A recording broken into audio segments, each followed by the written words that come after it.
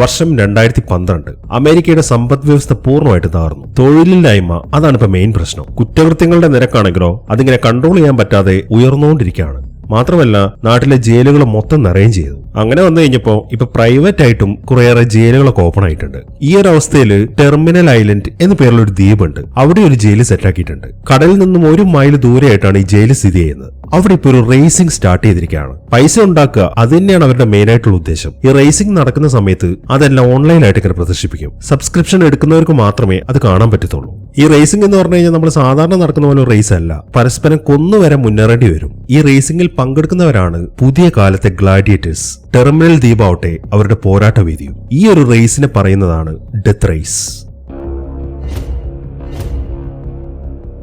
ആദ്യം കാണിക്കുന്നത് തന്നെ ഈ റേസിംഗ് ആണ്. ഇപ്പൊ ഈ കാണുന്ന റേസിംഗിന്റെ അവസാനത്തെ സ്റ്റേജ് ആണിത്. ഇപ്പൊ ഈ മുന്നിൽ പോകുന്ന കാറുണ്ടല്ലോ, ഒരു മുഖംമൂടിക്കാരനാണ് അത് ഓടിക്കുന്നത്. ഈ മുഖംമൂടിക്കാരന്റെ പേര് ഫ്രാങ്കൻസ്റ്റൈൻ എന്നാണ്. ഇവനെ ഫ്രാങ്ക് എന്നാണ് വിളിക്കുന്നത്. അവരുടെ കൂടെ ഒരു ലേഡി ഇരിക്കുന്നുണ്ട്. ഇവളുടെ പേര് കേസ് എന്നാണ്. ഇവൾ അങ്ങനെ വെറുതെ ഈ കാർ കയറി ഇരിക്കുന്നതല്ല. ഈ റേസിംഗിനിടയിൽ ഇവക്കും ജോലിയുണ്ട്. ഇങ്ങനെയുള്ള ആൾക്കാരെ പറയുന്നത് നാവിഗേറ്റർ എന്നാണ്. ഈ നാവിഗേറ്റർമാരുടെ ജോലി എന്താണെന്ന് വെച്ച് കഴിഞ്ഞാൽ ഡ്രൈവേഴ്സ് വണ്ടി ഓടിക്കത്തേ ഉള്ളൂ. എന്നാൽ പുറകിൽ വരുന്നവര് ഇവർക്ക് നേരെ പല ആയുധങ്ങളും പ്രയോഗിക്കും. എല്ലാവർക്കും അതിനുള്ള അവസരങ്ങളുണ്ട്. അപ്പൊ ആ ആയുധങ്ങളൊക്കെ പ്രയോഗിക്കാനും അതുപോലെ മുന്നോട്ട് പോകുമ്പോൾ കറക്റ്റ് ആയിട്ടുള്ള വഴി പറഞ്ഞു കൊടുക്കുക എന്നിങ്ങനെയുള്ള കാര്യങ്ങളൊക്കെയാണ് ഈ നാവിഗേറ്റേഴ്സ് ചെയ്യുന്നത്. ഇപ്പൊ ഈ റേസിൽ മുന്നിട്ട് നിൽക്കുന്നത് ഫ്രാങ്ക് ആണ്. അവന്റെ പുറകിൽ വരുന്ന ഡ്രൈവറുടെ പേര് മെഷീൻ ഗൺ ജോ എന്നാണ്. എന്നാൽ അവന്റെ കൂടെ ഇരിക്കുന്ന നാവിഗേറ്റർ ഒരാണാണല്ലോ. അതിന് കാരണം എന്താണെന്ന് വെച്ച് കഴിഞ്ഞാൽ ഈ മെഷീൻ ഗൺ ജോ ഒരു ഗേ ആണ്. ഇനി ഈ റേസിന്റെ കാര്യം പറയുകയാണെങ്കിൽ ഈ ഫ്രാങ്കൻസ്റ്റീനെ സംബന്ധിച്ചിട്ട് ഈ റേസ് അവന് വളരെ പ്രധാനപ്പെട്ടതാണ്. കാരണം ഈ റേസിൽ അവൻ ജയിച്ചു കഴിഞ്ഞാൽ അവൻ ഈ ജയിലിൽ നിന്ന് റിലീസാവും. അതാണ് ഈ റേസിന്റെ ഒന്നാമത്തെ നിയമം. അതായത് 5 റേസാണ് ഇവർ കംപ്ലീറ്റ് ആക്കേണ്ടത്. ഇതിൽ ഈ ഫ്രാങ്കൻസ്റ്റീൻ ഓൾറെഡി 4 റേസിൽ ജയിച്ച ആളാണ്. ഇനി 5ാമത്തെ ഈ റേസിലും കൂടെ ജയിച്ചു കഴിഞ്ഞാൽ അവൻ ഈ ജയിലിൽ നിന്ന് പോകാൻ പറ്റും. എന്നാൽ മെഷീൻ ഗൺ ജോയുടെ കാര്യമാണെങ്കിൽ അവൻ ഓൾറെഡി 2 റേസിൽ ജയിച്ചിട്ടുണ്ട്. ഈ റേസിൽ ജയിക്കുക എന്നുള്ളത് അവന്റെ ഒരു ആവശ്യം കൂടെയാണ്. എന്നാൽ വണ്ടി ഓടിക്കുന്ന കാര്യത്തിൽ ഈ മെഷീൻ ഗൺ ജോനെക്കാട്ടിലും പുലിയാണ് ഈ ഫ്രാങ്കൻസ്റ്റീൻ. അതുകൊണ്ട് തന്നെ എങ്ങനെയെങ്കിലും അവനെ കൊന്നു കഴിഞ്ഞാൽ മാത്രമേ ഈ മെഷീൻ ഗൺ ജോക്ക് ജയിക്കാൻ പറ്റത്തുള്ളൂ. അതാണ് അവനിപ്പോ ട്രൈ ചെയ്തുകൊണ്ടിരിക്കുന്നത്. അവനിപ്പോ ഷൂട്ട് ചെയ്തുകൊണ്ട് തന്നെ ഫ്രാങ്കിന്റെ പുറകെ ഇങ്ങനെ വന്നുകൊണ്ടിരിക്കുകയാണ്. ഈ സമയം ഫ്രാങ്ക് കേസിന്റെ അടുത്ത് പറയുന്നത് നീ നമ്മുടെ പ്രിവെന്റീവ് മെഷേഴ്സ് ഒക്കെ ഉപയോഗിക്കാനാണ്. അതായത് നമ്മൾ ഈ CID മൂസയുടെ കാർ കണ്ടിട്ടില്ലേ, അതിൽ കുറച്ച് സെറ്റപ്പ് ഒക്കെ അകത്ത് ചെയ്ത് വെച്ചിട്ടുണ്ടല്ലോ. മുളക് പൊടി, കൂട്ടി, അതേപോലെ ഈ കാറിലുണ്ട്. അതിൽ ഒന്നാമത്തേത് ഓയിലാണ്. പിന്നെയുള്ളത് കറുത്ത പുക. അതൊക്കെ ഓണാക്കി വിടാനാണ് ഫ്രാങ്ക് ഇപ്പൊ കേസിന്റെ അടുത്ത് പറയുന്നത്. എന്നാൽ കേസ് അതൊക്കെ ഓണാക്കാൻ നോക്കുമ്പോൾ അതെല്ലാം തീർന്നിട്ടുണ്ട്.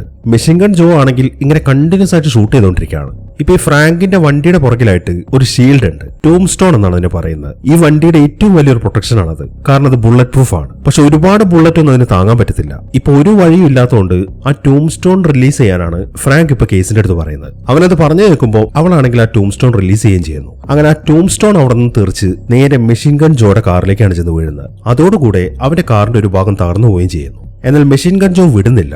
അവൻ ഫ്രാങ്കിന്റെ പുറകെ തന്നെ വന്നുകൊണ്ടിരിക്കുകയാണ്. അത് കാണുന്ന കേസ് ഫ്രാങ്കിന്റെ അടുത്ത് പറയുന്നത്, ഫ്രാങ്ക് നീ ഇത് ഉപേക്ഷിക്കുന്നതാണ് നല്ലത്, അല്ലാന്നുണ്ടെങ്കിൽ അവൻ ഉറപ്പായിട്ട് നിന്നെ കൊല്ലുന്നതാണ്. പക്ഷെ ഫ്രാങ്കും പിന്മാറാൻ കൂട്ടാക്കുന്നില്ല. ഇനി ആകെ 1/4 മൈൽ ദൂരം കൂടെയുള്ളൂ, എനിക്കിതിൽ ജയിക്കാൻ പറ്റും എന്ന് പറഞ്ഞ് ആ മുന്നോട്ട് തന്നെ ഇങ്ങനെ പോയിക്കൊണ്ടിരിക്കുകയാണ്.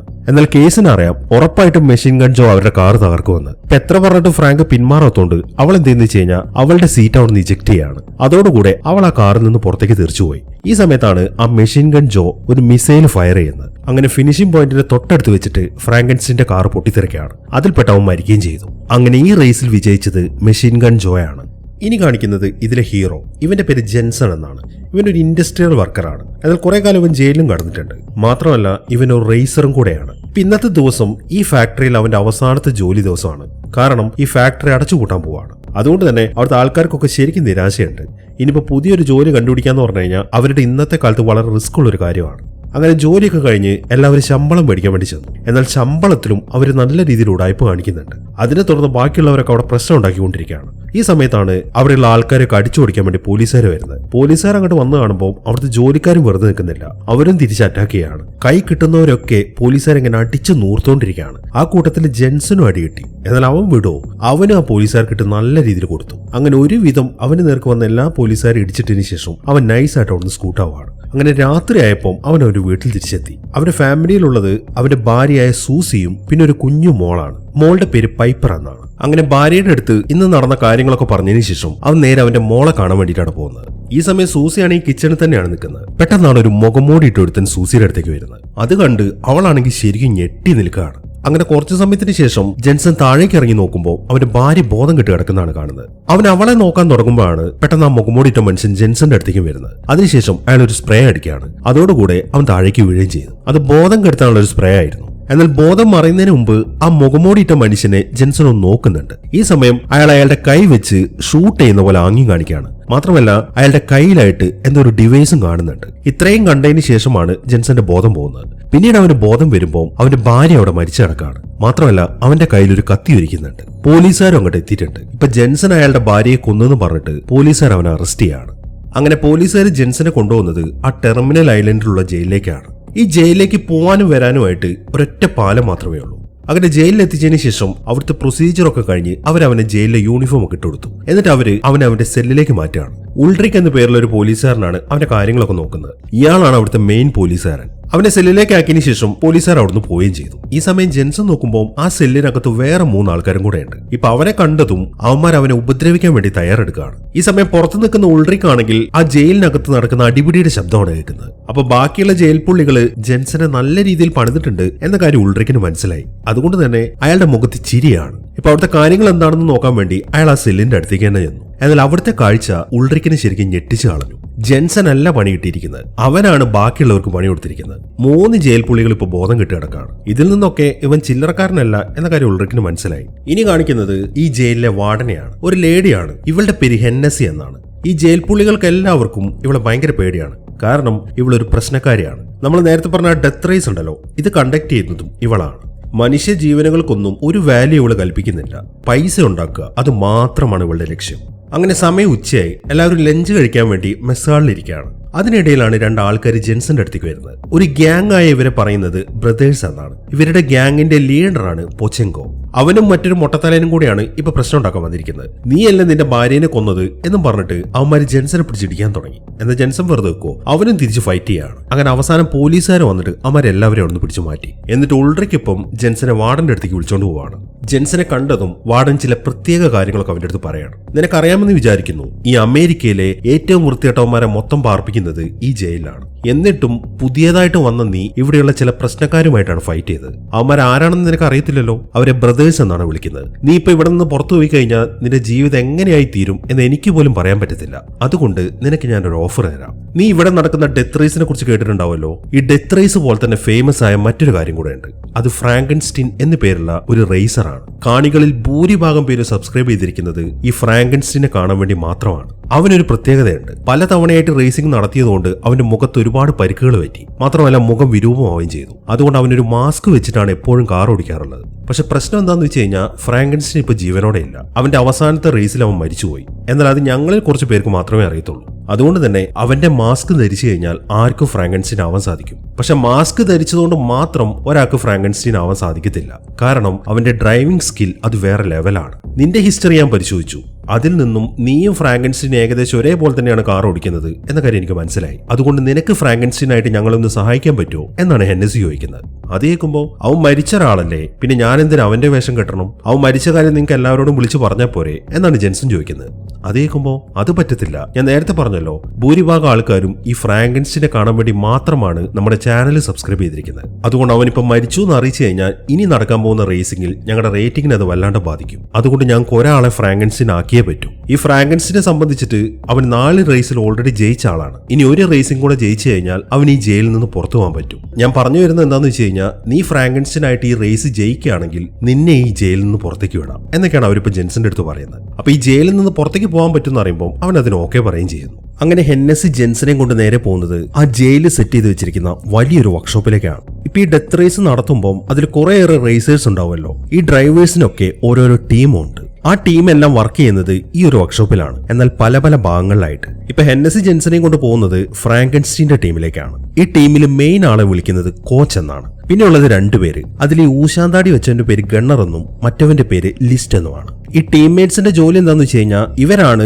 ഡെത്ത് റേസിൽ പങ്കെടുക്കുന്ന കാറൊക്കെ മോഡിഫൈ ചെയ്യുന്നത്. മാത്രമല്ല റേസിംഗ് നടക്കുന്ന സമയത്ത് പുറത്തുനിന്നുള്ള ഇൻസ്ട്രക്ഷൻസ് കൊടുക്കുന്നതും ഈ കോച്ചും ടീമുമാണ്. അങ്ങനെ കോച്ചും ടീമും ജെൻസൺ അവിടെയുള്ള മുഴുവൻ കാര്യങ്ങളും വിശദീകരിച്ചു കൊടുക്കാൻ തുടങ്ങി. ഇപ്പൊ റേസിൽ പങ്കെടുക്കുന്ന പല ടീംസും ഉണ്ടല്ലോ, അവർക്ക് എല്ലാവർക്കും സെപ്പറേറ്റ് വർക്ക്ഷോപ്പ് ഉണ്ട്. ഇവിടെയുള്ള ഒരു ടീമും പരസ്പരം സഹായിക്കത്തില്ല. അവനവന് വേണ്ട കാര്യം അവരവർ തന്നെ ചെയ്യണം. ഈ ജെൻസൺ ആണല്ലോ ഇപ്പൊ ഫ്രാങ്കൻസ്റ്റീൻ ആവാൻ പോകുന്നത്. ആ കാര്യം വേറെ ഒരു റേസേഴ്സിനും അറിയത്തില്ല. ആകെ അറിയാവുന്നത് ഇപ്പൊ അവന്റെ ടീമിലുള്ള ആൾക്കും പിന്നെ കുറച്ച് ഗാർഡ്സിനും മാത്രമാണ്. അതുകൊണ്ട് റേസിംഗ് നടക്കാൻ പോകുന്ന സമയത്തോ അതിനുശേഷമോ ആരോട് ഒരക്ഷരവും ജെൻസൺ മിണ്ടാൻ പോകരുത്. ഇനി അങ്ങനെ എന്തെങ്കിലും ഒരു സീക്രട്ട് അവൻ വെളിപ്പെടുത്തുകയാണെങ്കിൽ ഉറപ്പായിട്ടും ഹെന്നസി അവനെ കൊന്നുകളയും. ഇങ്ങനെയുള്ള കാര്യങ്ങളൊക്കെയാണ് കോച്ചിങ് ടീം അവന് പറഞ്ഞു കൊടുക്കുന്നത്. ഈ സമയത്താണ് ജെൻസൺ ഒരു കാര്യം ശ്രദ്ധിക്കുന്നത്. ആ വർക്ക്ഷോപ്പിന്റെ ഒരു ഭാഗം മൊത്തം ഒരു മഞ്ഞ കർട്ടൻ വെച്ച് മൂടിയിട്ടിരിക്കുകയാണ്. അത് കാണുമ്പോൾ ഇതെന്താണ് സംഭവം എന്നാണ് ജെൻസൺ ചോദിക്കുന്നത്. അത് കേൾക്കുമ്പോൾ അത് ഞങ്ങൾക്കും അറിയത്തില്ല, ഒരു മാസമായിട്ട് ഹെന്നസി അതിങ്ങനെ മൂടിയിട്ടിരിക്കുകയാണ്. ഞങ്ങൾക്ക് തോന്നുന്നത് അതിനകത്ത് വലുതെന്തോ അവർ പണിയുന്നുണ്ടെന്നാണ് എന്നാണ് അവര് പറയുന്നത്.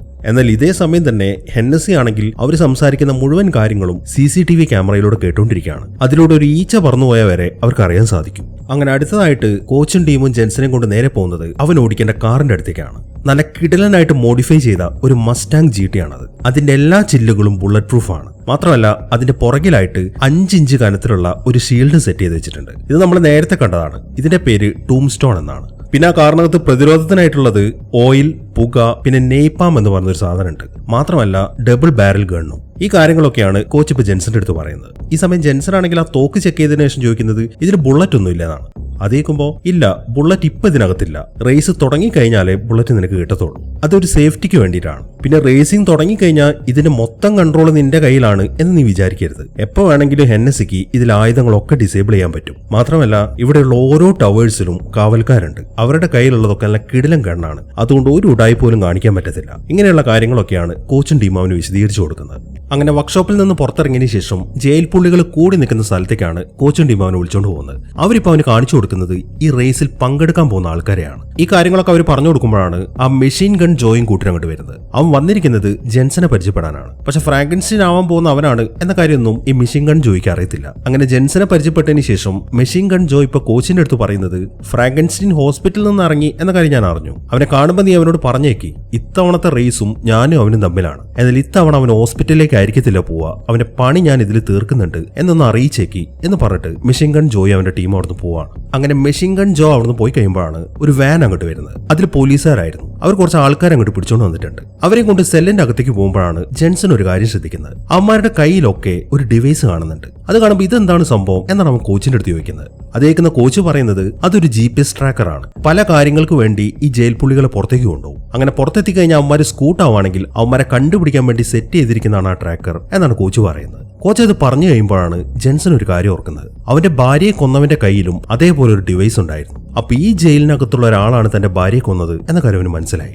അങ്ങനെ ഈ സീസണിലെ ഡെത്ത് റേസ് ആരംഭിക്കാറായി. ഇത് 3 സ്റ്റേജുകളായി 3 ദിവസമാണ് നടക്കുന്നത്. അതിൽ ആദ്യത്തെ സ്റ്റേജ് ആണ് ഇന്നത്തെ ദിവസം നടക്കാൻ പോകുന്നത്. ഇപ്പൊ റേസിംഗിന് വേണ്ടിയിട്ടുള്ള ഒരുക്കങ്ങളൊക്കെ അവിടെ നടന്നുകൊണ്ടിരിക്കുകയാണ്. ആ ഉൾറിക്കും ടീമും കൂടെ ജെൻസൺ ഇപ്പൊ ആ ഫ്രാങ്കൻസ്റ്റീൻ ആക്കിയിട്ടുണ്ട്. അതായത് അവനെ ആ മുഖംമൂടി വെച്ചു കൊടുത്തു. എന്നിട്ട് ഇപ്പൊ അവനെ ഫ്രാങ്കൻസ്റ്റീൻ ആക്കിയിട്ട് ആ റേസിംഗ് നടക്കുന്ന സ്ഥലത്തേക്ക് വിളിച്ചുകൊണ്ട് പോവാണ്. അവൻ ആ മുഖംമൂടി വെച്ച് വരുന്നത് കാണുമ്പോൾ തന്നെ അവിടെയുള്ള ജയിൽ പുള്ളികളൊക്കെ കൈയടിക്കാൻ തുടങ്ങി. അങ്ങനെ അവനെ ട്രാക്കിലെത്തിച്ചു. കോച്ച് അവിടെ നിൽക്കുന്നുണ്ട്. ചില ഇൻസ്ട്രക്ഷൻസ് ഒക്കെ കൊടുത്തു കഴിഞ്ഞതിന് ശേഷം അയാൾ ജെൻസനെ ആ വണ്ടിക്കകത്ത് കയറ്റി. ഈ സമയത്താണ് ആ നാവിഗേറ്റേഴ്സ് വരുന്നത്. ഇപ്പൊ ജെൻസനുള്ള നാവിഗേറ്റർ നമ്മുടെ പഴയ കേസ് തന്നെയാണ്. അവളും അങ്ങോട്ട് വന്നിട്ട് ജെൻസന്റെ വണ്ടിക്കകത്തേക്ക് കയറി. ഇവൻ ഫ്രാങ്കൻസ്റ്റീൻ അല്ല, ഇവൻ വേറൊരാളാണ് എന്ന കാര്യം ഇവക്കും അറിയാം. അങ്ങനെ അവരവിടെ നിന്ന് സംസാരിക്കുമ്പോഴാണ് കോച്ച് വീണ്ടും വരുന്നത്. അയാളിപ്പോ ജെൻസന്റെ അടുത്ത് പറയുന്നത് നീ അകത്ത് കയറി കഴിഞ്ഞാൽ ഈ ഗ്ലാസ് പൊക്കിക്കോ. അങ്ങനെ വരുമ്പോൾ പുറത്തുനിന്നുള്ള ആർക്കും ഇതിന്റെ ഉൾഭാഗത്തേക്ക് കാണാൻ പറ്റത്തില്ല എന്ന് പറഞ്ഞിട്ട് അയാൾ ആ ഗ്ലാസ് പൊക്കി. ഈ സമയം അവനാണെങ്കിൽ മാസ്ക് ഊരുകയും ചെയ്തു. അവന്റെ മുഖം ശരിക്കും കാണുമ്പോൾ കേസ് പറയുന്നത് എന്താണെന്ന് വെച്ച് കഴിഞ്ഞാൽ നീ ഫ്രാങ്കൻസ്റ്റീനെക്കാട്ടും സുന്ദരനാണല്ലോ, കുഴപ്പമില്ല, മുഖത്ത് കുറച്ച് പരിക്കൊക്കെ പറ്റി കഴിയുമ്പോൾ നീ അവനെ പോലെ തന്നെ ആയിക്കോളും എന്നാണ് കേസ് പറയുന്നത്. അങ്ങനെ റേസ് ആരംഭിക്കാറായി. ഇനി 10 മിനിറ്റ് സമയമുള്ളൂ. അതിനു മുമ്പായി ഹെന്നസിയുടെ നിർദ്ദേശപ്രകാരം അവർ ആ ചാനലിൽ ലൈവ് ആക്കിയിട്ടുണ്ട്. ഇപ്പൊ ആ റേസിംഗിനെ കുറിച്ചുള്ള അനൗൺസ്മെന്റ് വന്നുകൊണ്ടിരിക്കുകയാണ്. അതായത് 10 മിനിറ്റിനകം ആദ്യത്തെ റേസ് ആരംഭിക്കും. ഇത് കാണണമെന്നുണ്ടെങ്കിൽ $99 കൊടുത്തിട്ട് നിങ്ങൾക്ക് ഈ ചാനൽ സബ്സ്ക്രൈബ് ചെയ്യാം. ഇനി 3 സ്റ്റേജ് നിങ്ങൾക്ക് കാണണമെന്നുണ്ടെങ്കിൽ നിങ്ങൾക്ക് ഒരുമിച്ച് സബ്സ്ക്രൈബ് ചെയ്യാം. അതിന് $250 ആണ്. 100 ക്യാമറകളാണ് ഇതിനുവേണ്ടി സെറ്റ് ചെയ്ത് വെച്ചിരിക്കുന്നത്. ഇതിലൂടെ ഈ റേസിംഗിന്റെ മുക്കും മൂലയും നിങ്ങൾക്ക് കാണാൻ പറ്റും. മാത്രമല്ല നിങ്ങൾക്ക് ഏത് ഡ്രൈവറുടെ കണ്ണുകളിലൂടെയാണോ ഈ റേസിംഗ് കാണേണ്ടത് അതിനുള്ള ഓപ്ഷനും ഉണ്ട്. എന്നിങ്ങനെയുള്ള കാര്യങ്ങളൊക്കെയാണ് ആദ്യത്തെ അനൗൺസ്മെന്റ് പറയുന്നത്. നമ്മുടെ ഹെന്നസി ആണെങ്കിൽ ഇതൊക്കെ വാച്ച് ചെയ്തിട്ട് അവരുടെ കൺട്രോൾ റൂമിൽ നിൽക്കുന്നുണ്ട്. ഇപ്പൊ തന്നെ 12 മില്യൺ ആൾക്കാരാണ് ഈ ചാനൽ സബ്സ്ക്രൈബ് ചെയ്തിരിക്കുന്നത്. ഇതിൽ ഭൂരിഭാഗം പേരും ഫ്രാങ്കൻസ്റ്റീന്റെ റേസ് കാണാൻ വന്നവരാണ്. ജസ്റ്റ് സ്റ്റാർട്ട് ചെയ്തപ്പോഴേക്ക് ഇത്രയും ആൾക്കാർ വന്നുകൊണ്ട് തന്നെ ഹെന്നസി ആണെങ്കിൽ ശരിക്കും സന്തോഷത്തിൽ നിൽക്കുകയാണ്. അങ്ങനെ ഡെത്ത് റേസിലെ ആദ്യത്തെ സ്റ്റേജ് ആരംഭിക്കുകയാണ്. തുടങ്ങിയപ്പോൾ ഫസ്റ്റ് ആയിരുന്നെങ്കിലും ഇപ്പൊ ജെൻസൺ 4ാം സ്ഥാനത്തേക്കായി. ഈ സമയത്താണ് ആ മെഷീൻ ഗൺ ജോ വന്നിട്ട് അവന്റെ കാറിന് ഒരു ഇടി കൊടുക്കുന്നത്. അതോടൊപ്പം തന്നെ വണ്ടി കറങ്ങാൻ തുടങ്ങി. അങ്ങനെ കുറെ കഴിഞ്ഞ് അവൻ കഷ്ടപ്പെട്ട് വണ്ടി നേരെയാക്കി. ഈ സമയത്താണ് കേസ് അവനൊരു നിർദ്ദേശം കൊടുക്കുന്നത്. അതൊരു ഷോർട്ട് കട്ട് ആയിരുന്നു. ആ ഷോർട്ട് കട്ട് വഴി അവൻ വണ്ടി മുന്നോട്ട് ഓടിക്കാൻ തുടങ്ങി. അങ്ങനെ ഷോർട്ട് കട്ട് വഴി മുന്നോട്ട് ഓടിച്ചു കഴിഞ്ഞപ്പോൾ അവനിപ്പോ മെഷീൻ ഗൺ ജോയുടെ മുന്നിലെത്തി. അതായത് ഇപ്പൊ ഫ്രാങ്കൻസ്റ്റീൻ ആണ് 1ാം സ്ഥാനത്ത് നിൽക്കുന്നത്. എന്നാൽ മെഷീൻ ഗൺ ജോ വിടോ അവൻ വളരെ വേഗത്തിൽ വന്നിട്ട് ഫ്രാങ്കൻസ്റ്റീന്റെ വണ്ടി അറ്റാക്ക് ചെയ്യാൻ തുടങ്ങി. അങ്ങനെ രണ്ടുപേരും പരസ്പരം അറ്റാക്ക് ചെയ്ത് മുന്നോട്ട് പോവാണ്. ഈ സമയം നമ്മുടെ കോച്ച് ജെൻസൺ ഒരു നിർദ്ദേശം കൊടുക്കുന്നുണ്ട്. ഒരു കാരണവശാലും ജോയുമായിട്ടൊരു മത്സരത്തിന് നിൽക്കരുത്. അവൻ ഉറപ്പായിട്ടും നിന്റെ പണി തീർക്കും. അതുകൊണ്ട് നീ മര്യാദയ്ക്ക് മുന്നോട്ട് പോകാൻ നോക്ക് എന്നാണ് കോച്ച് പറയുന്നത്. കോച്ച് അങ്ങനെ പറയുമ്പോൾ കേസ് അവന് മറ്റൊരു വഴി കാണിച്ചു കൊടുക്കുകയാണ്. അതൊരു ബിൽഡിംഗിന്റെ അടിയിലൂടെയായിരുന്നു. അവൻ ഉടനെ തന്നെ ആ വഴി മുന്നോട്ട് പോകാൻ തുടങ്ങി. അങ്ങനെ കുറെ പോയി ഒരു ലാപ്പ് തീരുമ്പോഴാണ് ഹെന്നസി ആയുധങ്ങളൊക്കെ ആക്ടിവേറ്റ് ചെയ്യാനുള്ള നിർദ്ദേശം കൊടുക്കുന്നത്. ഇനി ആയുധങ്ങൾ എങ്ങനെയാണ് ആക്ടിവേറ്റ് ചെയ്യുന്നതെന്ന് വെച്ച് കഴിഞ്ഞാൽ ഇവർ ഈ പോകുന്ന റോഡില് വാളിന്റെയും അതേപോലെ പരിചയുടെയും ചിഹ്നമുള്ള കുറെ ബട്ടൺസ് ഉണ്ടാവും. ഇപ്പൊ വാളിന്റെ മുകളിലൂടെയാണ് ഇവരുടെ വണ്ടി കയറി പോകുന്നതെങ്കിൽ അവരുടെ ആയുധങ്ങളൊക്കെ ആക്ടിവേറ്റ് ആവും. അതായത് മെഷീൻ ഗൺ, അതുപോലെ മിസൈൽ വിടുന്ന സാധനം, ഇതെല്ലാം ആക്ടിവേറ്റ് ആവും. ഇനിയിപ്പോ പരിചയുടെ മുകളിലൂടെയാണ് വണ്ടി പോകുന്നതെങ്കിൽ ഇവരുടെ പ്രതിരോധ സാധനങ്ങളാണ് ആക്ടിവേറ്റ് ആവുക. അങ്ങനെ ഹെന്നസി അത് ആക്ടിവേറ്റ് ചെയ്തതും റോഡിൽ സെറ്റ് ചെയ്ത് വെച്ചിരിക്കുന്ന ആ വാളും പരിചയലും ലൈറ്റ് കത്താൻ തുടങ്ങി. ഈ സമയം എങ്ങനെയാണ് അതൊക്കെ എടുക്കേണ്ടത് എന്ന കാര്യങ്ങളൊക്കെ കേസ് ആണ് ജെൻസൺ പറഞ്ഞു കൊടുക്കുന്നത്. അവളത് അവന്റെ അടുത്ത് പറയുമ്പോൾ ജെൻസൺ പറയുന്നത് എനിക്കിതിനെക്കുറിച്ച് അറിയാം, ഞാൻ ഈ റേസ് കണ്ടിട്ടുണ്ടെന്നാണ്. അത്രയും പറഞ്ഞതിന് ശേഷം അവനൊരു വാളിന്റെ മുകളിലൂടെ കയറ്റി. എന്നാൽ 2 ടയറുകൾ മാത്രമേ ആ വാളിന്റെ മുകളിലൂടെ കയറിയിട്ടുള്ളൂ. അങ്ങനെ ചെയ്തു കഴിഞ്ഞാൽ അത് ആക്ടിവേറ്റ് ആവത്തില്ല. വണ്ടി മൊത്തത്തിൽ അതിന്റെ മുകളിലൂടെ കയറണം, എങ്കിൽ മാത്രമേ അത് ആക്ടിവേറ്റ് ആവത്തുള്ളൂ. ഇപ്പൊ 2 ടയറുകൾ കയറിയതുകൊണ്ട് അവന്റെ ആയുധങ്ങളൊന്നും ആക്ടിവേറ്റ് ആയിട്ടില്ല. എന്നാൽ ഈ സമയത്താണ് വേറൊരുത്തൻ ആ വാളിന്റെ മുകളിലൂടെ വണ്ടി കയറ്റുന്നത്. അതോടുകൂടെ അവന്റെ മെഷീൻ ഗണ്ണൊക്കെ ആക്ടിവേറ്റ് ആയി. അവനാണെങ്കിൽ കണ്ടിന്യൂസ് ആയിട്ട് ഷൂട്ട് ചെയ്യാൻ തുടങ്ങി. ഈ സമയം ഹെന്നസി ആണെങ്കിൽ അടുത്തൊരു ഓർഡർ കൊടുക്കുകയാണ്. അതായത് ഡെഡ് ഹെഡ് ആക്ടിവേറ്റ് ചെയ്യുക. അതാണ് അവള് പറയുന്നത്. ഈ ഡെഡ് ഹെഡ് എന്ന് പറഞ്ഞു കഴിഞ്ഞാൽ തലയോട്ടിയെ പോലെ ഇരിക്കുന്ന ഒരു സ്വിച്ച് ആണ്. അത് ആക്ടിവേറ്റ് ചെയ്ത് കഴിഞ്ഞിട്ട് ആ തലയോട്ടിയുടെ മുകളിലൂടെ ഒരു വണ്ടി പോയി കഴിഞ്ഞാൽ മുള്ളു പോലൊരു സാധനം പൊങ്ങി വരും. അങ്ങനെ ഇപ്പൊ ഒരു വണ്ടി അതിന്റെ മുകളിലൂടെ പോയി കഴിഞ്ഞപ്പോൾ അതിങ്ങനെ പൊങ്ങി വന്നു. അതോടൊപ്പം തന്നെ അതിന്റെ പുറകെ വരുന്ന വണ്ടി ആ മുള്ളിൽ കയറി ഇടിക്കുകയാണ്. അതോടുകൂടെ അവന്റെ പുറകെ വരുന്ന വണ്ടി ആ മുള്ളിൽ കയറി ഇടിച്ചു. ആ മുള്ളിൽ കയറി ഇടിച്ചു കഴിഞ്ഞാൽ ആ മുള്ള് താഴോട്ട് വലിയും. അങ്ങനെ ആ മുള്ളിപ്പം ആ കാറിനെ താഴോട്ട് വലിക്കുകയാണ്. അതോടുകൂടെ അത് പൊട്ടിത്തെറിക്കുകയും ചെയ്തു. അങ്ങനെ സിയാദ് എന്ന് പറയുന്ന റേസർ ഇപ്പൊ മരിച്ചു. അതോടുകൂടെ 9ാമത്തെ റേസർ ഔട്ടായിരിക്കുകയാണ്. ഇനി 8 പേരുണ്ട്. ഇതേ സമയം തന്നെ മെഷീൻ ഗൺ ജോ ആണെങ്കിൽ ഒരു വാളിന്റെ മുകളിലൂടെ വണ്ടി കയറ്റി. അതോടുകൂടെ അവന്റെ ഗണ്ണൊക്കെ ആക്ടിവേറ്റ് ആയി. അവനിപ്പം ബാക്കിയുള്ള കാറുകൾക്ക് നേരെ ഷൂട്ട് ചെയ്യാൻ തുടങ്ങി. അതിനിടയിലാണ് വേറൊരുത്തൻ ഷീൽഡിന്റെ മുകളിലൂടെ വണ്ടി കയറ്റുന്നത്. അതോടുകൂടെ അവന്റെ ഷീൽഡൊക്കെ ആക്ടിവേറ്റ് ആയി. അതിനെ തുടർന്ന് അവൻ ഓയിലൊക്കെ പുറത്തേക്ക് വിടാണ്. അങ്ങനെ ആ ഓയിൽ തട്ടിക്കഴിഞ്ഞപ്പം മെഷീൻ ഗൺ ജോയ്ക്ക് വണ്ടി കൺട്രോൾ ചെയ്യാൻ പറ്റുന്നില്ല. അവന്റെ കാർ ഇങ്ങനെ അവിടെ വട്ടം കറങ്ങിക്കൊണ്ടിരിക്കുകയാണ്. ഈ സമയം ബാക്കിയുള്ളവരാണെങ്കിൽ ഒരുപാട് മുന്നിലെത്തുകയും ചെയ്തു. ഇതേസമയം വേറൊരുത്തൻ മുന്നിൽ പോകുന്ന വണ്ടിക്ക് നേരെ ഷൂട്ട് ചെയ്തുകൊണ്ടിരിക്കുകയാണ്. എന്നാൽ അത് കണ്ട ഉടനെ തന്നെ അവൻ എന്തെന്ന് വെച്ച് കഴിഞ്ഞാൽ അവന്റെ കാറിൽ നിന്നും കുറെ മുള്ളുകൾ പുറത്തേക്ക് ഇട്ടു. ഈ സമയം ആ വെടിവെച്ചവനാണെങ്കിൽ ആ മുള്ളുകൾക്ക് മുകളിലൂടെ കയറിപ്പോവുകയും ചെയ്തു. അതോടുകൂടെ അവന്റെ വണ്ടി അവിടെ നിന്ന് തെറിച്ചുപോയി. അങ്ങനെ ആ വണ്ടി മൊത്തത്തിൽ തകർന്നിട്ടാണ് താഴേക്ക് വീഴുന്നത്. എന്നാൽ വണ്ടി താഴേക്ക് വീണെങ്കിലും അവൻ മരിച്ചിട്ടില്ല. അവൻ വേഗം തന്നെ ആ വണ്ടിയിൽ നിന്ന് പുറത്തേക്ക് ഇറങ്ങി. അതിനുശേഷം അവൻ അവിടുത്തെ ക്യാമറയിൽ നോക്കിയിട്ട് ആ ഹെന്നസിയെ കുറെ തെറി വിളിക്കാൻ തുടങ്ങി. ഈ സമയത്താണ് മെഷീൻ ഗൺ ജോ അങ്ങോട്ട് വരുന്നത്. വന്ന ഉടനെ തന്നെ അവൻ അയാൾ ഇടിച്ചു തെറിപ്പിക്കുകയാണ്. അതോടുകൂടെ അവന്റെ പണിയും തീർന്നു. ഇപ്പൊ മരിച്ച റേസറിന്റെ പേര് ഗ്രിം എന്നാണ്. അവൻ 7ാം സ്ഥാനത്തായിരുന്നു. അങ്ങനെ അവനും ഈ ഗെയിമിൽ നിന്ന് ഔട്ടായിരിക്കുകയാണ്.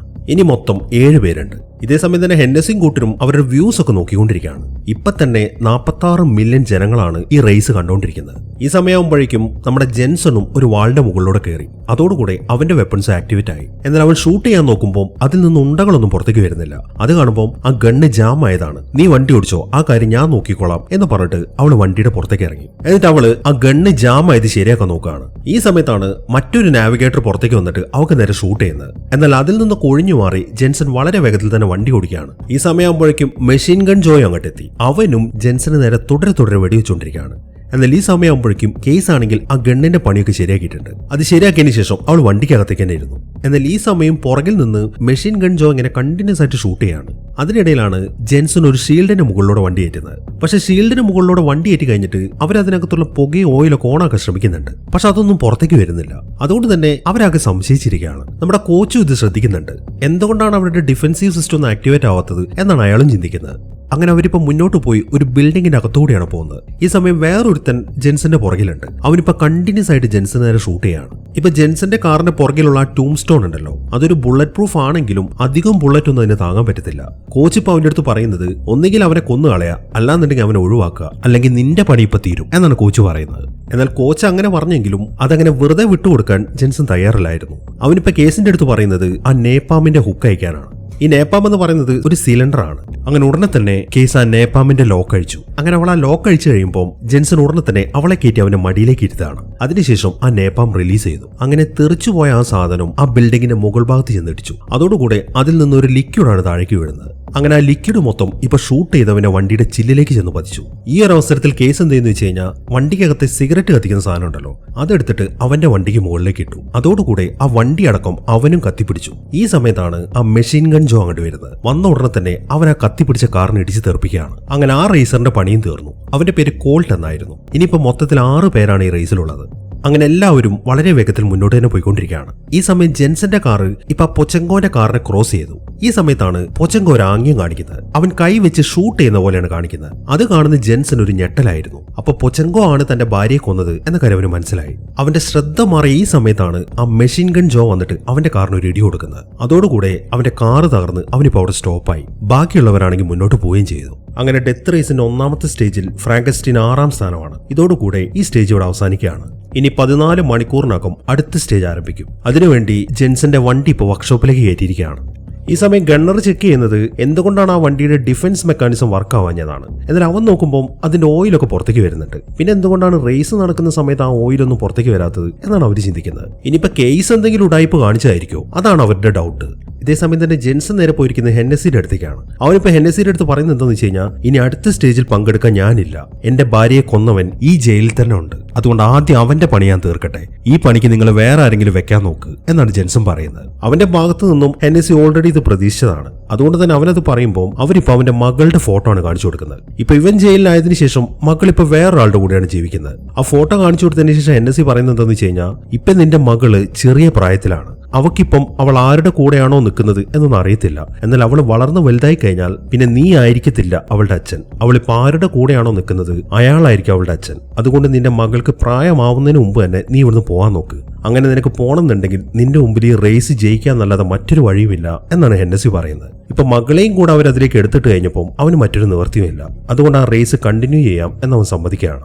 അങ്ങനെ ഹെന്നസിയുടെ അടുത്ത് നിന്ന് ഇറങ്ങിയതിനു ശേഷം ജെൻസൺ നേരെ പോകുന്ന കോച്ചിനെ കാണാൻ വേണ്ടിയിട്ടാണ്. കോച്ചിന്റെ അടുത്ത് നിന്നിട്ട് അവൻ അവന്റെ സംശയങ്ങളൊക്കെ പറയാൻ തുടങ്ങി. നിങ്ങൾക്കറിയാലോ, എന്റെ ഭാര്യയെ കൊന്ന കേസിലാണ് ഞാൻ ഈ ജയിലോട്ട് വന്നത്. പക്ഷെ യഥാർത്ഥത്തിൽ എന്റെ ഭാര്യയെ കൊന്നത് ഞാനല്ല. അവളെ കൊന്നവൻ ഇവിടെ തന്നെയുണ്ട്. അതാ പൊച്ചെങ്കോ ആണ്. എന്നെ ഫ്രാങ്കൻസ്റ്റീൻ ആക്കാൻ വേണ്ടി ഇവിടെ കൊണ്ടുവരാൻ വേണ്ടിയിട്ട് ഹെന്നസി തന്നെയാണ് അവളെ കൊല്ലിച്ചത് എന്നാണ് എന്റെ ഡൗട്ട്. ഈ കാര്യമാണ് അവനിപ്പോ കോച്ചിന്റെ അടുത്ത് പറയുന്നത്. എന്നാൽ കോച്ചാണെങ്കിൽ അവനത് പറയുന്ന കേട്ട് ഒന്നും വേണ്ടാതെ അവനെ തന്നെ നോക്കിക്കാണ്. കാരണം അവൻ പറഞ്ഞ കാര്യം സത്യമാണ് എന്ന കാര്യം കോച്ചിനറിയാം. അത്രത്തോളം ദുഷ്ടയാണ് ഈ ഹെന്നസി എന്ന് പറയുന്നത്.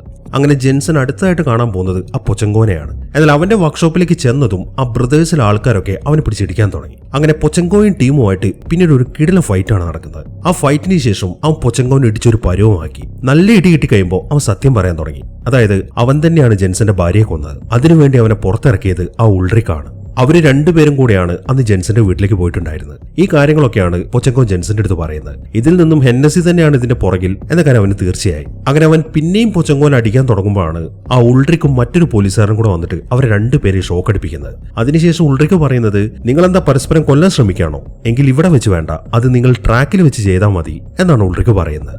അങ്ങനെ ഡെത്ത് റേസിന്റെ 2ാമത്തെ സ്റ്റേജ് ആരംഭിച്ചു. എല്ലാവരും ഇപ്പൊ ട്രാക്കിലെത്തി. എന്നാൽ ഈ സ്റ്റേജിൽ ജെൻസൺ നോട്ടം ഇട്ടിരിക്കുന്നത് ആ പൊച്ചങ്കോനെയാണ്. ഈ റേസ് അവസാനിക്കുമ്പോൾ അവനെ കൊന്നിരിക്കണം, അതാണ് അവന്റെ ലക്ഷ്യം. എന്നാൽ 2ാമത്തെ സ്റ്റേജ് ആരംഭിച്ചു കഴിഞ്ഞപ്പോൾ ജെൻസന് മറ്റെന്തോ പ്ലാൻ ഉണ്ട്. എല്ലാ വണ്ടികളും പോയി കഴിഞ്ഞ് കുറേ സമയം കഴിഞ്ഞിട്ടാണ് അവൻ വണ്ടി മുന്നോട്ടെടുക്കുന്നത്. മാത്രമല്ല അവൻ മറ്റൊരു വഴിയാണ് മുന്നോട്ട് പോകുന്നത്. ഇതെല്ലാം കാണുമ്പോൾ ബാക്കിയുള്ളവർക്കൊക്കെ ഡൗട്ടായി, ഇവരെന്താണ് ഇങ്ങനെ ചെയ്യുന്നത് എന്നാണ് അവർ ചിന്തിക്കുന്നത്. എന്നാൽ ഈ സമയം തന്നെ ജെൻസൺ ആണെങ്കിൽ ആ ബിൽഡിങ്ങിന്റെ ഉള്ളിലൂടെയാണ് പോകുന്നത്. ബിൽഡിങ്ങിനകത്തെത്തി കഴിഞ്ഞപ്പോൾ അവൻ കേസിന്റെ അടുത്തൊരു കാര്യം ചോദിക്കുകയാണ്.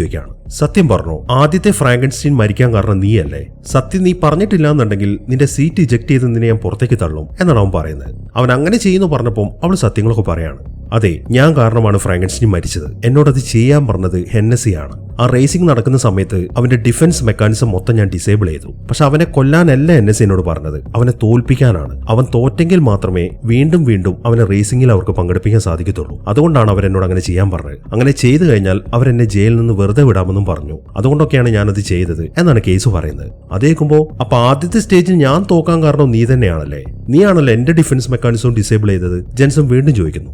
അതെ, ഹെന്നസി തന്നെയാണ് നിന്നെയും തോൽപ്പിക്കാൻ എന്നോട് പറഞ്ഞത് എന്നാണ് അവൾ മറുപടി പറയുന്നത്. ഓ, അപ്പൊ അങ്ങനെയാണല്ലേ കളികൾ, എന്നാ പിന്നെ നമുക്കതൊന്നും കാണണല്ലോ എന്ന് പറഞ്ഞിട്ട് അവൻ വളരെ വേഗത്തിൽ വണ്ടി മുന്നോട്ട് ഓടിക്കാൻ തുടങ്ങി. അങ്ങനെ വളരെ പെട്ടെന്ന് തന്നെ അവൻ ബാക്കിയുള്ളവരുടെ അടുത്തെത്തി. അവനിപ്പോ നേരെ പോകുന്നത് ആ മെഷീൻ ഗൺ ജോയുടെ അടുത്തേക്കാണ്. അതിനുശേഷം അവന്റെ വണ്ടി ചെന്നിട്ട് ഒറ്റയിടി കൊടുത്തു. അതോടുകൂടെ അവന്റെ വണ്ടി ഒരു സൈഡിലേക്കായി. അതിനുശേഷം പിന്നെയും ജെൻസൺ മുന്നോട്ട് പോകാൻ തുടങ്ങി. അവനിപ്പം ആ പൊച്ചങ്കോയുടെ പുറകിലാണ്. ഈ സമയം അവരുടെ മുന്നിലായിട്ട് ഒരു വാളും പരിചയം ഒരുമിച്ച് വരുന്നുണ്ട്. അത് കണ്ട ഉടനെ തന്നെ കേസ് പറയുന്നത് അവനോട് ആ പരിചയം എടുക്കാൻ വേണ്ടിയിട്ടാണ്. എന്നാൽ ജെൻസൺ അത് കേൾക്കുന്നില്ല. അവൻ നേരെ ആ വാളിന്റെ മുകളിലോട്ട് വണ്ടി കയറ്റി. അതിനുശേഷം അവൻ കേസിന്റെ അടുത്ത് പറഞ്ഞത് ഈ റേസിൽ എനിക്ക് ഒരാളെ കൊല്ലാനുണ്ടെന്നാണ്.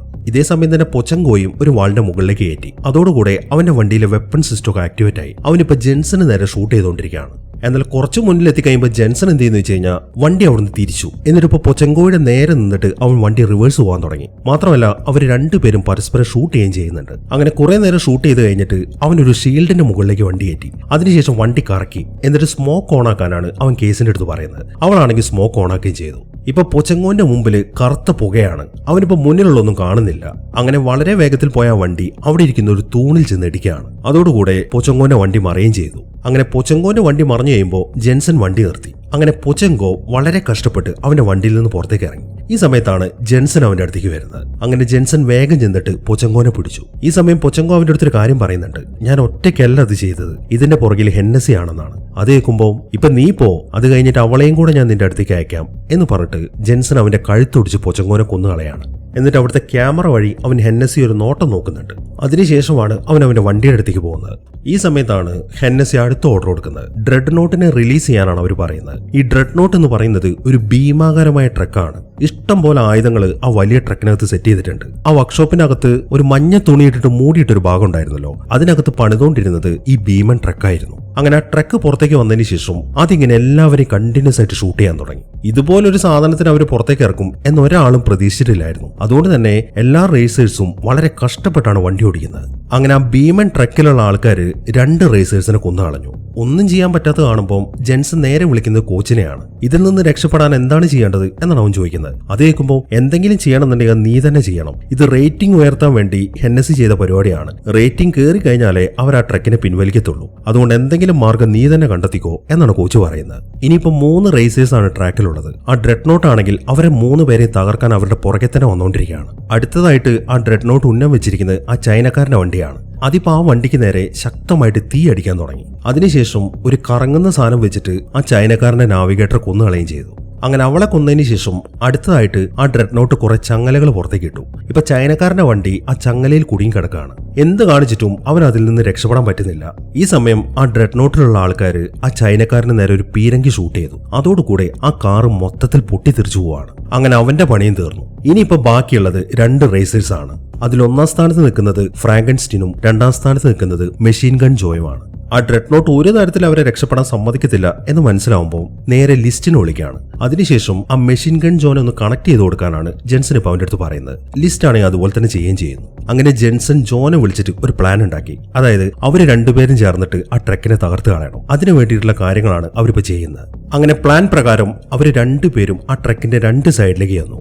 അതിനിടയിലാണ് ആ ട്രക്കിലുള്ള ഒരാൾ ഒരു മിസൈൽ ഷൂട്ട് ചെയ്യുന്നത്. അത് നേരെ ചെന്ന് കൊള്ളുന്നത് മെഷീൻ ഗൺ ജോയുടെ വണ്ടിയിലാണ്. അതോടുകൂടെ അവന്റെ നാവിഗേറ്റർ മരിക്കുകയും ചെയ്തു. അങ്ങനെ അവരിപ്പം ജെൻസന്റെ വണ്ടിക്ക് നേരെ തീ അടിക്കാൻ തുടങ്ങി. എന്നാൽ അതിൽ നിന്ന് കൊഴിഞ്ഞു മാറിയിട്ട് അവൻ വളരെ വേഗത്തിൽ മുന്നോട്ട് പോവാണ്. അങ്ങനെ കുറെ പോയി ഒരു സ്ഥലത്തെത്തി കഴിയുമ്പോൾ പ്ലാൻ ചെയ്ത പോലെ അവര് 2 പേരും അവിടെയുള്ള ഒരു തലയോട്ടിയുടെ മുകളിലേക്ക് കയറുകയാണ്. അതോടുകൂടെ ആ മുള്ളുകൾ പൊങ്ങി വന്നു. ആ ട്രക്ക് ആണെങ്കിൽ കറക്റ്റ് ആയിട്ട് ആ മുള്ളിൽ ചെന്ന് ഇടിക്കുകയും ചെയ്തു. അങ്ങനെ ആ ട്രക്ക് അതിലേക്ക് ചെന്ന് ഇടിച്ചതും അത് മൊത്തത്തിൽ തകർന്നു പോവാണ്. അതോടുകൂടെ അത് പൊട്ടിത്തെറിക്കുകയും ചെയ്തു. അങ്ങനെ സിമ്പിൾ ആയിട്ട് ആ ഡ്രെഡ് നോട്ടിനെ തകർത്ത് കണ്ട് അവിടെയുള്ള ആൾക്കാരൊക്കെ ആർപ്പ് വിളിക്കാൻ തുടങ്ങി. ഇതോടുകൂടെ 2ാമത്തെ സ്റ്റേജ് അവസാനിക്കുകയാണ്. അങ്ങനെ ഈ റേസ് കഴിഞ്ഞതിന് ശേഷം ജെൻസൺ വർക്ക്ഷോപ്പിൽ നിൽക്കുമ്പോൾ ആ മെഷീൻ ഗൺ ജോ അവനെ കാണാൻ വന്നു. ഈ ജെൻസൺ തന്നെയാണ് ഫ്രാങ്കൻസ്റ്റീൻ എന്ന കാര്യം അവന് മനസ്സിലായിട്ടുണ്ട്. ആ കാര്യം ഒന്ന് പറയാൻ വേണ്ടിയിട്ടാണ് അവനിപ്പോൾ അങ്ങോട്ട് വന്നിരിക്കുന്നത്. ഇതേ സമയം തന്നെ ഉൾറിക് ആണെങ്കിൽ ഹെന്നസിയുടെ അടുത്താണ്. അവരിപ്പോ ജെൻസനെ കൊല്ലുന്ന കാര്യമാണ് പ്ലാൻ ചെയ്യുന്നത്. അങ്ങനെ പ്ലാനിങ്ങിന് ശേഷം ഉൾറിച്ച് ഇപ്പോൾ ഒരു ബോംബൊക്കെ സെറ്റ് ചെയ്തു. എന്നിട്ട് അവൻ ആ ബോംബ് എടുത്തിട്ട് നേരെ പോകുന്നത് ജെൻസന്റെ വർക്ക്ഷോപ്പിലേക്കാണ്. അപ്പൊ അവൻ അവിടെ ഇല്ലാത്ത സമയമാണ്. ഈ ഒരു അവസരത്തിൽ ഉൾറിക്ക് ആ ബോംബ് എടുത്ത് അവന്റെ കാറിന്റെ അടിയിൽ സെറ്റ് ചെയ്തു. ഇത് അവരുടെ അവസാനത്തെ തുറപ്പിച്ചിട്ടാണ്. അവൻ ഈ റേസിംഗിൽ കൊല്ലാൻ സാധിച്ചിട്ടില്ലെങ്കിൽ ആ ബോംബ് പൊട്ടിക്കുക, അതാണ് അവരുടെ പ്ലാൻ. അങ്ങനെ മൂന്നാമത്തെ സ്റ്റേജ് തുടങ്ങുന്നതിന് മുമ്പായിട്ട് കോച്ചും ടീമും ജെൻസന്റെ കാറൊക്കെ സെറ്റ് ചെയ്തുകൊണ്ടിരിക്കുകയാണ്. ഈ സമയത്താണ് ജെൻസൺ ഗണ്ണറിന്റെ അടുത്തൊരു കാര്യം പറയുന്നത്. 1.5 ഗാലൻ ടാങ്കും കൂടെ വണ്ടിയിൽ ഫിറ്റ് ചെയ്യണം എന്നാണ് ജെൻസൺ പറയുന്നത്. അതേക്കുമ്പോ 1/2 ഗാലണോ? ഓൾറെഡി 35 ഗാലനുള്ള ഒരു ടാങ്ക് നിന്റെ വണ്ടിയിലുണ്ടല്ലോ, പിന്നെ എന്തിനാണ് നിനക്ക് മറ്റൊരു ടാങ്കും കൂടെ എന്നാണ് ഗണ്ണർ ചോദിക്കുന്നത്. അതിന് മറുപടി പറയുന്നത് കോച്ചാണ്. അവന് വേണ്ടതൊക്കെ ചെയ്തു കൊടുത്തേക്ക് എന്നാണ് അയാൾ പറയുന്നത്. അങ്ങനെ ജെൻസൺ അടുത്തതായിട്ട് കാണാൻ പോകുന്നത് മെഷീൻ ഗൺ ജോയുടെ അടുത്തേക്കാണ്. എന്നാൽ മെഷീൻ ഗൺ ജോയ് ആണെങ്കിൽ നല്ല കലിപ്പിലാണ് നിൽക്കുന്നത്. അതുകൊണ്ട് തന്നെ ജെൻസൺ പറയുന്നൊന്നും കേൾക്കാൻ കൂട്ടാക്കാതെ അവൻ അവിടെ നടക്കാൻ തുടങ്ങി. എന്നാൽ ഈ സമയത്താണ് ജെൻസൺ അവനെ വിളിക്കുന്നത്. എന്നിട്ട് ജെൻസൺ പറയുന്നത് നീയും ഫ്രാങ്കൻസ്റ്റീനും ഒന്ന് സംസാരിക്കണം എന്നാണ്. എന്നാൽ അത് കേട്ടിട്ടും അവന്റെ മുഖത്ത് ആ ദേഷ്യം വിട്ടു മാറിയിട്ടില്ല. അങ്ങനെ അവസാനത്തെ സ്റ്റേജ് ആരംഭിക്കാറായി. ജെൻസൺ ഇപ്പോൾ റെഡി ആയിക്കൊണ്ടിരിക്കുകയാണ്. ഈ സമയത്താണ് ആ ഹെന്നസി അവന്റെ അടുത്തേക്ക് വരുന്നത്. ചെന്ന ഉടനെ തന്നെ അവരൊരു പേപ്പർ എടുത്തിട്ട് ജെൻസൺ കൊടുത്തു. അത് അവന്റെ റിലീസിംഗ് ഓർഡർ ആയിരുന്നു. എന്നിട്ട് അവിടെ പറയുന്നത് നീ എന്തായാലും റേസിൽ ജയിക്കണം, അങ്ങനെ വരുമ്പോൾ നിനക്ക് ഈ ജയിൽ വിട്ട് പുറത്തു പോകാന്നാണ്. അത് അവന്റെ കണ്ണിൽ പൊടിയിടാൻ വേണ്ടി കാണിച്ചതാണ് എന്ന കാര്യം അവന് മനസ്സിലായി. എങ്കിലും അവനത് പ്രകടിപ്പിക്കുന്നില്ല. അവൻ നൈസായിട്ട് ആ പേപ്പർ വാങ്ങി വെച്ചു. അങ്ങനെ എല്ലാവരും ഇപ്പൊ ട്രാക്കിലേക്ക് എത്തി. കേസ് ജെൻസന്റെ വണ്ടിയിലേക്ക് കയറി കഴിയുമ്പോൾ അവൾ അവിടെ പുതിയൊരു ലിവർ കാണുന്നുണ്ട്. ഇതെന്താണ് സംഭവം എന്ന് അവൾ ചോദിക്കുമ്പോൾ അത് പുതിയൊരു മോഡിഫിക്കേഷൻ ആണ് എന്നാണ് അവൻ അതിന് മറുപടി പറയുന്നത്. ഈ സമയം കേസ് അവന്റെ അടുത്തൊരു കാര്യം പറയുന്നുണ്ട്. നിന്നെ എങ്ങനെയെങ്കിലും തോൽപ്പിക്കാനാണ് ഹെന്നസി എന്നോട് പറഞ്ഞിരിക്കുന്നത്. അതിനുവേണ്ടി എന്റെ റിലീസിംഗ് ഓർഡറും അവൾ എനിക്ക് തന്നു. പക്ഷെ എനിക്ക് അങ്ങനെ നിന്നെ തോൽപ്പിക്കാനൊന്നും ആഗ്രഹമില്ല. അതുകൊണ്ട് നിനക്ക് പറ്റാവുന്നതുപോലെ നീ ചെയ്തോ, ഞാൻ നിന്റെ കൂടെ തന്നെയുണ്ട് എന്നാണ് അവൾ പറയുന്നത്. അങ്ങനെ റേസിംഗ് ആരംഭിച്ചു. ഇപ്പൊ ട്രാക്കിലുള്ളത് 2 പേര്, മെഷീൻ ഗൺ ജോയും ഫ്രാങ്കൻസ്റ്റീനും. ഇപ്പൊ ജെൻസന്റെ വണ്ടിയാണ് മുന്നിലുള്ളത്. അങ്ങനെ കുറെ പോയി മുന്നിലെത്തി കഴിയുമ്പോൾ അവർക്ക് മുന്നിലൊരു വാള് കാണുന്നുണ്ട്. എന്നാൽ ജെൻസൺ ആ വാളിന്റെ മുകളിലേക്ക് കയറാൻ തുടങ്ങുമ്പോഴേക്കും ഉൾട്രിക് ആണെങ്കിൽ കൺട്രോൾ റൂമിൽ ഇരുന്നിട്ട് അത് ഡിസേബിൾ ചെയ്യാണ്. അതുകൊണ്ട് ജെൻസൺ ആ വാളിന്റെ മുകളിലേക്ക് കയറി കഴിഞ്ഞപ്പോൾ അവന്റെ വെപ്പൺ ആക്ടിവേറ്റ് ആയില്ല. എന്നാൽ ജെൻസന്റെ വണ്ടി ആ വാള് ക്രോസ് ചെയ്ത് പോയി കഴിയുമ്പോൾ ഉൾട്രിക് അത് വീണ്ടും എനേബിൾ ആക്കി. അതോടുകൂടെ മെഷീൻ ഗൺ ജോയുടെ വണ്ടി അതിലേക്ക് കയറി. അങ്ങനെ അവന്റെ വെപ്പൺ ആക്ടിവേറ്റ് ആയി. എങ്ങനെങ്കിലും ഫ്രാങ്കൻസ്റ്റീനെ കൊല്ലുക, അതാണ് ഹെന്നസിയുടെ ഉൾട്രിക്കിന്റെ പ്ലാൻ. ഇപ്പൊ വെപ്പൺ ആക്ടിവേറ്റ് ആയതുകൊണ്ട് മെഷീൻ ഗൺ ജോ ജെൻസൺ ഇങ്ങനെ തുരുതുര വെടിവെക്കാൻ തുടങ്ങി. അവനാണെങ്കിൽ അവനെ കൊണ്ട് പറ്റാവുന്ന രീതിയിൽ അതിൽ നിന്ന് കൊഴിഞ്ഞു മാറി മുന്നോട്ട് തന്നെ പോയിക്കൊണ്ടിരിക്കുകയാണ്. അങ്ങനെ അടുത്തതായിട്ട് ജെൻസന്റെ മുമ്പിൽ ഒരു ഷീൽഡ് വന്നു. എന്നാൽ അവൻ അതിന്റെ മുകളിലേക്ക് കയറുമ്പോഴേക്കും ഉൾട്രിക് അതും ഡിസേബിൾ ആക്കി. അവൻ പോയി കഴിഞ്ഞപ്പോൾ വീണ്ടും അത് എനേബിൾ ആക്കുകയും ചെയ്തു. അങ്ങനെ ഇപ്പൊ ഷീൽഡും മെഷീൻ ഗൺ ജോയ്ക്കാണ് കിട്ടിയത്. ഒരു വഴിയും ഇല്ലാത്ത കാണുമ്പോൾ ആ ടൂം സ്റ്റോൺ റിലീസ് ചെയ്യാനാണ് ജെൻസൺ കേസിലെടുത്ത് പറയുന്നത്. അവളാണെങ്കിൽ ആ ടൂം സ്റ്റോൺ റിലീസ് ചെയ്യുകയും ചെയ്യുന്നു. അങ്ങനെ ആ ടൂം സ്റ്റോൺ തെറിച്ച് നേരെ പോകുന്നത് മെഷീൻ ഗൺ ജോയുടെ വണ്ടിയുടെ അടുത്തേക്കാണ്. എന്നാൽ അത് വരുന്ന കാണുമ്പോൾ അവനാണെങ്കിൽ വണ്ടി വെട്ടിച്ച് മാറ്റുകയും ചെയ്തു. ഈ സമയത്താണ് ഹെന്നസി ഒരു ഓർഡർ ഇടുന്നത്. ഈ റേസിംഗ് ഒന്ന് കൊഴുക്കാൻ വേണ്ടിയിട്ട് ജെൻസൺ ഒരു ഷീൽഡ് എനേബിൾ ചെയ്ത് കൊടുക്കാനാണ് അവളിപ്പോൾ ഓർഡർ ഇടുന്നത്. അവനാണെങ്കിൽ അതുപോലെ ചെയ്യുകയും ചെയ്തു. എന്നാൽ ജെൻസൺ ആ ഷീൽഡിന്റെ മുകളിലേക്ക് കയറുമ്പോഴേക്കും മെഷീൻ ഗൺ ജോ ഒരു മിസൈൽ വെച്ചിട്ട് ആ ഷീൽഡ് തകർത്ത് കളഞ്ഞു. അങ്ങനെ അവരുടെ ആ ശ്രമവും പരാജയപ്പെട്ടു. ഇതൊക്കെ കൊണ്ട് തന്നെ കോച്ചും ടീമും ശരിക്കും നിരാശയിൽ നിൽക്കുകയാണ്. ഇനിയിപ്പോൾ എന്താണ് ചെയ്യേണ്ടത് എന്നവർക്കൊരു എത്തും പിടിയും കിട്ടുന്നില്ല.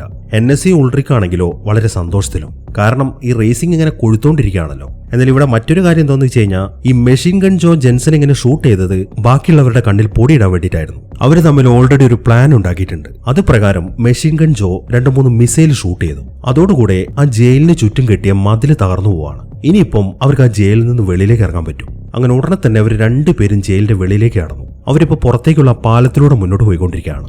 അപ്പൊ അവര് തനിക്ക് പണി തന്നതാണ് എന്ന കാര്യം ഹെന്നസിക്ക് മനസ്സിലായി. ഈ സമയം ഹെന്നസി എന്തെന്ന് വെച്ച് കഴിഞ്ഞാൽ ജെൻസന്റെ കാറിന്റെ അടിയിൽ സെറ്റ് ചെയ്ത് വെച്ച ബോംബ് ഉണ്ടല്ലോ, അതിന്റെ റിമോട്ടിൽ പ്രസ് ചെയ്യാണ്. എന്നാൽ ആ ബോംബ് പൊട്ടുന്നില്ല. അതിന്റെ കാരണം എന്താണെന്ന് വെച്ച് കഴിഞ്ഞാൽ കോച്ചും ടീമും നേരത്തെ തന്നെ ആ ബോംബ് അവിടുന്ന് എടുത്ത് മാറ്റിയിട്ടുണ്ടായിരുന്നു. ഇപ്പൊ ആ ബോംബ് ഇരിക്കുന്നത് അവരുടെ കയ്യിലാണ്. ഇതും കൂടെ ആവുമ്പോൾ ഹെന്നസിക്ക് ശരിക്കും ഭ്രാന്ത് പിടിക്കാൻ തുടങ്ങി. ഉടനെ തന്നെ അവരെ പിടിക്കാൻ വേണ്ടി ഹെലികോപ്റ്ററിന് ഇറക്കാനാണ് അവളിപ്പോൾ ഓർഡർ ഇടുന്നത്. അതിനെ തുടർന്ന് കുറെ പോലീസുകാർ കാറുകളിലും ഹെലികോപ്റ്ററുകളുമായിട്ട് അവരെ ഫോളോ ചെയ്യാൻ തുടങ്ങി. എല്ലാവരും ഇപ്പൊ ആ പാലത്തിന് മുകളിലാണ് നിൽക്കുന്നത്. പോലീസുകാരൊക്കെ അവരെ ഫോളോ ചെയ്യുന്ന കാണുമ്പോൾ കേസ് ജെൻസന്റെ അടുത്ത് ചോദിക്കുന്നത്, പോലീസുകാരൊക്കെ നമ്മുടെ അടുത്തേക്ക് എത്തി, ഇനി എന്താണ് നിന്റെ അടുത്ത പ്ലാൻ? അവളത് ചോദിക്കുമ്പോൾ അവൻ പറയുന്നത് ആ പുതിയതായിട്ട് സെറ്റ് ചെയ്ത ലിവർ പിടിച്ച് വലിക്കാനാണ്. അവളാണെങ്കിൽ അതുപോലെ ചെയ്യുകയും ചെയ്തു. അത് അവൻ എക്സ്ട്രാ ഫിറ്റ് ചെയ്ത ആ ഫ്യൂൽ ടാങ്കിന്റെ ലിവർ ആയിരുന്നു. അവൾ അത് പിടിച്ചു വലിച്ചതും ആ ടാങ്ക് പുറത്തേക്ക് തെറിച്ചു. അതിപ്പോ ഒരു പോലീസ് വണ്ടിയിൽ ചെന്നാണ് ഇടിക്കുന്നത്. അതോടുകൂടെ അത് പൊട്ടിത്തെറിച്ചു. അങ്ങനെ പുറകെ വരുന്ന വണ്ടികളും ആ പൊട്ടിത്തെറിയിൽ പെട്ടുപോവാണ്.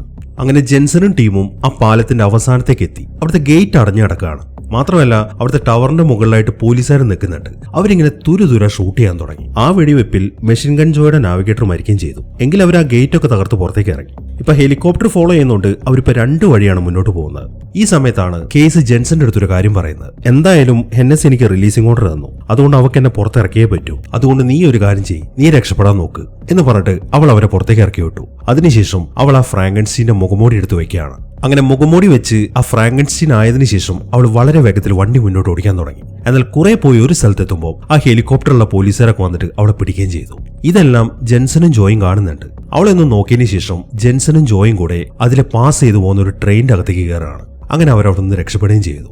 എന്നാൽ ഹെന്നസിയും ഉൾറിക്കും വിചാരിച്ചിരിക്കുന്നത് അവർ പിടിച്ചിരിക്കുന്നത് ജെൻസനെ തന്നെയാണെന്നാണ്. അതുകൊണ്ട് തന്നെ അവർ നല്ല സന്തോഷത്തിലാണ്. മാത്രമല്ല ഉൾറിക്ക് ഇപ്പം ഒരു ഗിഫ്റ്റുമായിട്ടാണ് ഹെന്നസിയുടെ അടുത്തേക്ക് വന്നിരിക്കുന്നത്. അയാളിപ്പോ പറയുന്നത്, നമ്മൾ ഫ്രാങ്കൻസ്റ്റീനെ പിടിച്ചു, നമ്മുടെ റേറ്റിംഗ് ഉയർന്നിട്ടുണ്ട്, അവരിപ്പോ എന്തൊക്കെ ഗിഫ്റ്റ് ഒക്കെ നിങ്ങൾക്ക് അയച്ചിട്ടുണ്ട് എന്ന് പറഞ്ഞിട്ടാണ് അവൻ ആ ഗിഫ്റ്റ് അവർക്ക് കൊടുക്കുന്നത്. എന്നാൽ ഹെന്നസി ആ ഗിഫ്റ്റ് ഓപ്പൺ ചെയ്ത് നോക്കുമ്പോൾ അതിനകത്തുണ്ടായിരുന്നത് അവർ സെറ്റ് ചെയ്ത് വെച്ച ബോംബായിരുന്നു. ഈ സമയം പുറത്തുനിന്ന് കോച്ച് ആ ബോംബിന്റെ റിമോട്ടിൽ ഞെക്കാണ്. അതോടുകൂടി അത് പൊട്ടിത്തെറിക്കുകയും ചെയ്തു. അതിൽപ്പെട്ട് ഹെന്നസിയുടെയും ഉൾറിക്കിനെയും പണിയും തീർന്നു. അങ്ങനെ ഈ സംഭവങ്ങളൊക്കെ കഴിഞ്ഞ് 6 മാസമായി. ജെൻസന്റെ കുഞ്ഞിനെ അവന് തന്നെ തിരിച്ചു കിട്ടി. അവനും മെഷീൻ ഗൺ ജോയും കൂടെ ഇപ്പൊ ഒരു വർക്ക്ഷോപ്പ് ആരംഭിച്ചിരിക്കുകയാണ്. അങ്ങനെ അവിടുത്തെ പണികളൊക്കെ നടത്തിക്കൊണ്ടിരിക്കുമ്പോഴാണ് ഒരു പുതിയ കാർ അങ്ങോട്ട് വരുന്നത്. അതിനകത്തുണ്ടായിരുന്നത് കേസ് ആയിരുന്നു. അവളിപ്പോ ജയിലിൽ നിന്ന് റിലീസായി. ഇനിയിപ്പം അവരെല്ലാവരും കൂടെ ഒരുമിച്ചാണ് ജീവിക്കാൻ പോകുന്നത്. ഈ ഒരു സീനും കാണിച്ചിട്ടാണ് ഈ സിനിമ അവസാനിക്കുന്നത്. അപ്പൊ എങ്ങനെയുണ്ടായിരുന്നു? എന്താണെങ്കിലും നിങ്ങളുടെ അഭിപ്രായങ്ങൾ എഴുതിയിറക്കാൻ മറക്കരുത്. പിന്നെ വീഡിയോ ഹൈപ്പ് ചെയ്യാനും മറക്കരുത്. അപ്പൊ പുതിയൊരു കിടലൻ സിനിമയുമായിട്ട് നമുക്ക് അടുത്ത വീഡിയോയിൽ കാണാം.